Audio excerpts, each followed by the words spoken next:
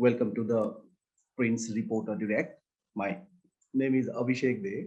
I'm a special correspondent with the Print, and right now I'm in Punjab.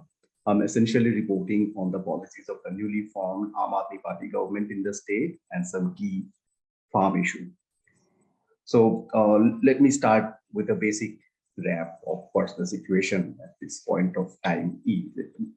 So the key issues at this point of time in Punjab, I would summarize it into 2 points.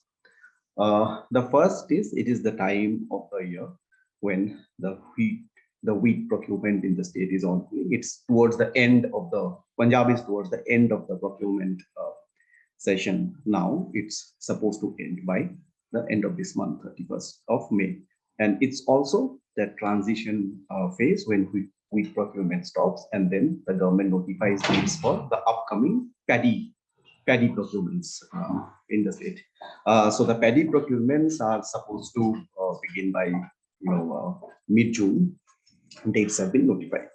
This is a very important issue for a state like Punjab. This transition from wheat to paddy, when wheat harvest happens, that wheat procurement begins, and then the time comes for paddy sowing and paddy cultivation. It's a very important time of the year.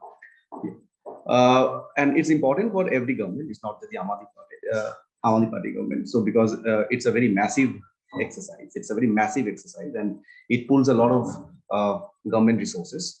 And it's a massive exercise for all governments. For the Aam Aadmi Party government, it's the first time that it's engaged in this massive exercise after it came to power in Punjab with a large mandate of 92 seats out of 117 on 10th of March earlier this year.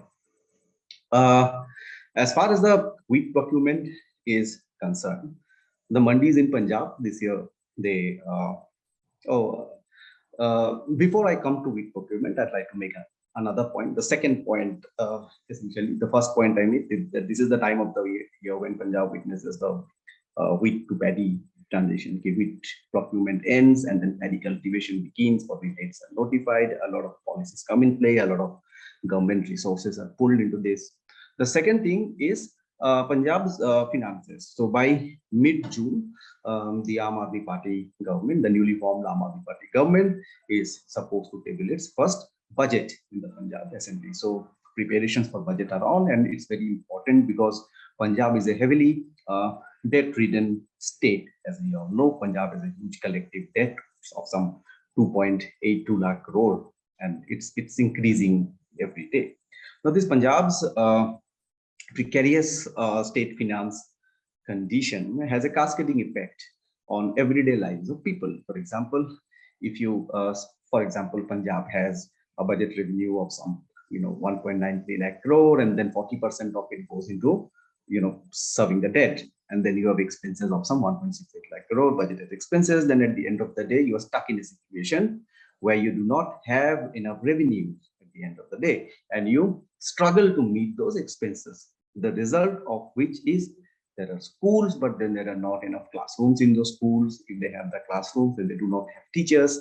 There are hospitals, but those hospitals, even the district hospitals, the prominent city hospitals, government ones, they do not have adequate resources. They do not have the right machinery and equipment. If they have it, they do not have manpower. If they have manpower, they do not have specialists. So this is a very, very. Then the power sector in the state is in very bad shape. The transport sector is in bad shape because every now and then you come across employees demanding for pending salaries, etc. So these are very recurring themes in the state, largely because there is a massive finance problem in the state. There are expenses, there are no revenues. The state every year, the state is always in a situation where it's struggling to meet its expenses by some means or the other. It ends up taking loans to meet those expenses, as a result of which the loan burden only keeps increasing with time. So these are the two broad issues of covering Punjab at this point of time. Now let's come to the first issue and elaborate on it. Let's talk about wheat. Punjab. So this year, the country witnessed a heat wave. Punjab was no exception to it because of the heat wave. The heat conditions are usually known for affecting the wheat yield in general. So the wheat grains are kind of get shrunk when it's too hot, and that happened in Punjab this year. We have seen heat conditions in late March, early April, and that's the harvest season for wheat in the state. So that led to an output loss. At the end of the day, so as on by now, in all the mandis of the state collectively have recorded some arrival of some 102 lakh metric ton of wheat against an expectation of 135 lakh metric ton. So that's the loss of yield this year. Uh, okay, and then out of the 102 lakh metric ton, some 96 lakh metric ton were procured by the procurement agencies of the states and the Food Corporation of India collectively. The rest were procured by private players. Now in Punjab, I would like to elaborate on how this grain procurement system works. It works in a very complicated way. So what happens is um, the state governments have some procurement agencies. The procurement agencies go to the mandis and they procure wheat from the grains from the farmers in the mandis. Once they procure, they take it to their storehouses. From there, they hand over the procured grains after keeping something for their own state's consumption. Through, I mean, the states also have a lot of welfare schemes which needs grains to be distributed. After keeping it for themselves, they hand over the rest of it to the Food Corporation of India, for which they collectively get paid later in the year. Uh, so in Punjab government towards the end of the wheat procurement period also got stuck at one point. There was around 6 lakh metric ton of wheat belonging to such batches which were rejected. Those batches were rejected because those batches, as per the Food Corporation of India's own assessment, had more than 6% grains which were either shriveled or broken. So the Food Corporation, so the FCI has certain standards for taking over wheat for procurement of wheat in the first place. So the protocol as set by the central government says that okay, we'll take a sample size from the consignment that you want to take over, and then we'll see how much of it is damaged wheat and how much of it is healthy wheat. If it's so, the damaged wheat has to be less than 6% for the procurement to take place in the first place. So in Punjab, what happened? The Punjab government was in a fix because the Punjab state government had picked up those wheat from the mandis, but they were not being able to hand it over to the FCI because the FCI was rejecting it, citing quality issues. On 15th of May, the central government relaxed these quality norms and said that, okay, we would allow FCI to procure wheat consignments which have up to 18% damaged grains, shriveled grains, broken grains. That came as a massive relaxation for Punjab government. The Punjab government can now hopefully hand over all its wheat in phases to the FCI after keeping what it needs for itself. After wheat, and then because of the loss of yield, Punjab CM Bhagwant Mann also recently met Union Home Minister Abhishek Shah, and where he urged the Home Minister to look into a proposal that farmers, because of the loss in output this year, because of the heat conditions, should be given a compensation of 500 per quintal. Then let's come to paddy. After wheat, usually by mid-June, Punjab starts its paddy cultivation. Paddy, as you know, is not a crop that has its origin in Punjab. Punjab adopted a lot of paddy during the Green Revolution, and that is where Punjab started getting into that monoculture of wheat paddy cycle. Uh, so paddy also takes up a lot of groundwater resources, and not a lot of people know that 1 kg of rice that we consume at our home that is produced in Punjab, 1 kg of processed rice takes around 4,000 liters of water. So paddy means massive water consumption, and Punjab is already facing a major groundwater crisis that has been, it did not happen overnight. It has been happening organically over a period of years. years because the state has been investing in a lot of paddy. So dates for sowing paddy are often notified by the government. This year, the government went on to say that okay, for paddy to be sown under a method called the direct sowing of rice, which is known to consume less water, will allow that by the 10th of March. But for the traditional methods of paddy cultivation, which needs more water, will allow it in a staggered fashion. For a few districts, it may start by this date in June. For few districts, that date in June, like that. And that ended up becoming a big political issue because farmers are in a rush. They think that no, we should start it early because all of us want more output. So at the end of the day, Bhagwant Mann also had to do some adjustments, and so the state is still going for staggered approach for non-DSR paddy, for the traditional paddy cultivation. But yes, the dates have seen some tweaks in the past few days. So these are very major key farm sector developments in the state, which happens at this point of time in the year. Every year it happens. And for every government, this is considered to be a major assignment because Punjab is a very agriculture-centric state, agriculture-centric economy, and no government can afford to ignore farmer issues. So this is an exercise which every year consumes, pulls a lot of resources. For the Aam Aadmi Party, which came to power only earlier this year, this was their first such assignment. Then comes the issue of Punjab's finances. Let's talk about Punjab's finances. As we have all discussed, Punjab government has, when the Aam Aadmi Party government came to power, Punjab already had a total financial debt burden of some 2.82 lakh crore. And this burden is a result of debts taken over decades. It's not an overnight thing. It started long ago. It started with a very, very traditional trend of the state, losing on its revenue collecting sources. In Punjab, many of the revenue sources which exists in other states do not really exist in Punjab. Many of it because of natural factors, many of it because of very populist political measures.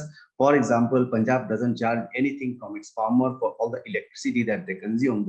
So the state ends up giving huge electricity subsidy bills every year. So it doesn't get a lot of money through again electricity. So most sectors in Punjab, even excise, which are considered to be transport, property, stamp duty, this kind of revenue pooling sectors are all underutilized, mostly underutilized, or they have their own loopholes, they have their own gaps. Those have to be plugged. And anyway, so over decades, over a number of years, Punjab has had this problem of not getting enough revenues and then struggling to meet its expenses. Then at the end of the day, facing protests, so taking loans to meet those expenses, and then getting into a debt trap. And the debt and the scale of that debt trap only went on increasing and increasing over years. So at the point of time when the Aam Aadmi Party government came to power on 10th of March, this year, Punjab had a collective debt of some 2.82 lakh crore, and that debt is expected to increase and touch 3 lakh crore by the end of this financial year. So that's a massive debt burden. So the Aam Aadmi Party government in the state is now investing on a lot of brainstorming, investing on a lot of discussions and policy mechanisms to ensure and to find out more ways to get some additional sources to mobilize additional funds. But it would be interesting. I mean, on June we are expecting the first budget of the Aam Aadmi Party government, and after the budget, a lot of reforms are expected. Reforms in the sectors of power, reforms in the sector of transport, mining, and excise. Essentially the aim of those reforms would be to ensure optimum utilization of resources in those sectors, and more importantly, to help mobilize additional funds. So these are broadly the issues that I've been covering in this particular assignment. You can also follow many of my stories in the Print's website. Now I think we can take some questions. We have a question from Mr. Sanjay Tiwari, who asks, what is the actual situation on ground regarding the low wheat production and overall sentiments in farmers on high wheat prices. What is the present opinion in Punjab farmers on now revealed farmers laws? Acha, these are broadly two questions. So I would answer one after the other. So the actual situation on ground for the low wheat production thing. So Punjab this year witnessed, as we discussed, low wheat production because of the heat conditions. As I said, that the mandis in the state collectively recorded arrival of some 102 lakh metric tons of wheat, which is much lesser than the arrivals recorded last year, and also even more lesser than the expectation. The expectation was the mandis would witness arrivals of some 135 lakh metric ton. So the low production happened because of the heat wave conditions. Heat wave conditions are known to cause shriveling and shrinking of wheat grains, and that is why it happened. In the ground, a lot of farmers are distressed because low productions means their incomes going down. Even though wheat is seen as one of those crops in which procurement is pretty much ensured, because at the end of the day, the government, if you go to the mandi with your wheat for the last many years, you're sure that the government will at the end of the day take those wheat. So procurement is not an issue. Punjab farmers are sure about that the wheat at the end of the day will get procured. So the procurement happened. Punjab at this point of time, the Punjab mandis have no unlifted wheat grains in them. All the wheat grains have gone to the state procurement storehouses, and from the storehouses, the state is now in the process of handing over that wheat to the Food Corporation of India. What is the recent opinion in Punjab farmers on the now repealed farmers laws? Present opinion is pretty much like, I mean, they see it as a big win for them, because in Punjab, as you know, this overall large sentiment had erupted that at the end of the day, the farm laws which were passed by the parliament in 2020 were not at all in farmers' interests, and farmer groups were very uh, agitated about not being consulted for those policies in the first place. And then we all saw large protests happening, and in 2021, end of November, the government had to repeal the laws, and farmers in Punjab saw it as a big victory. And that also to some extent helped the Aam Aadmi Party, mobilize more people in the state, and help push its Badlav campaign in the state. People were anyway looking out for big change in Punjab. People in Punjab were looking out for change even in the 2017 polls, and they considered giving a chance to the Congress, because the Badals, the Akali Dal, had already ruled Punjab for 10 years by then. Now they wanted some more change because they see, okay, things not happening, so they gave a chance to the Aam Aadmi Party. So even the farmer laws were helped the Aam Aadmi Party gives push to its Badlav campaign. To farmers, I mean, I do not see any specific point. I mean, I don't see any intersection at this point on the issues that I'm covering on very specific developments on the farm sector, and the intersection with sentiments regarding the farm laws. Is it right to say, this is a question, I'm taking another question. It's by Vijaya. Yeah, it says, is it right to say that the issue of drug abuse is more in Punjab than in other states? What action is the AAP government taking regarding controlling drug abuse?